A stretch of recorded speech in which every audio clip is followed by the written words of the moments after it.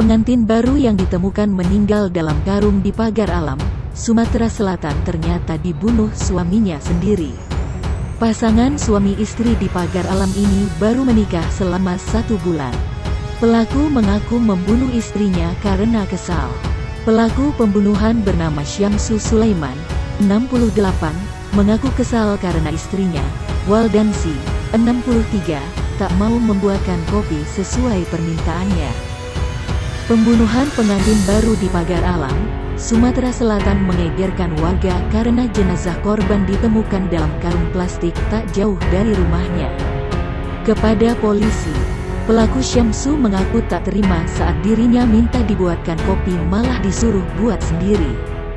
Jenazah yang ditemukan di dalam karung dengan kondisi membusuk Minggu tanggal 17 Oktober tahun 2021 kemarin awalnya tidak diketahui identitasnya.